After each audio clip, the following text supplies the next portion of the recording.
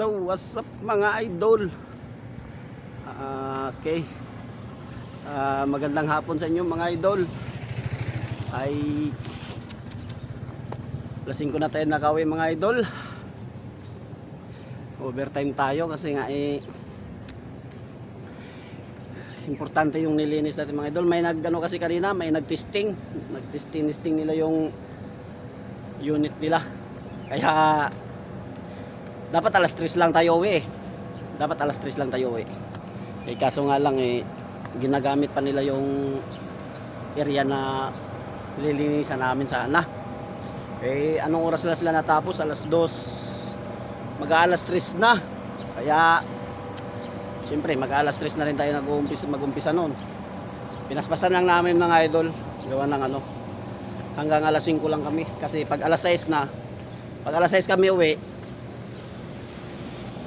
mukhang malayo pa yon, tapos na yung haba na ng pahinga noon. Pag magpahinga na lang kami noon, pero bawal yun kaya pinaspasan namin ng mga 450 siguro yun natapos namin yung aming ginawa. 450 kasi nga pinaspasan na nga basa pa nga yun ngayon sana walang aapak mamayang gabi hindi maapakan mamayang gabi, hindi madaanan kasi basa pa yung wax na in-apply namin ni boss. Salamat pala sa mga idol. Nag pa-birthday sa akin ngayon. Yan mga idol, yan po yung nagpapa sa mga idol, nagpa-snack ng aking birthday kahapon. Birthday natin kahapon mga idol, August 16.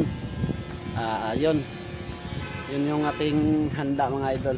Salamat sa inyo mga boss.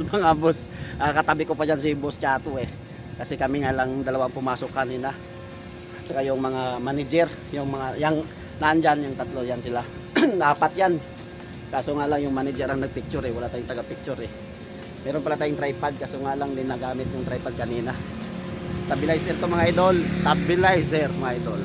So maraming salamat sa mga bumabati sa akin mga idol Siyempre birthday natin mga idol, panibagong yugto naman yung ating maranasan mga idol.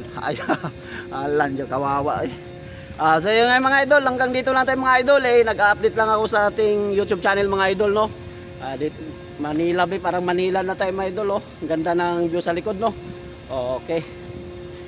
So yun lang mga idol, and bye bye mga idol, God bless, bye bye.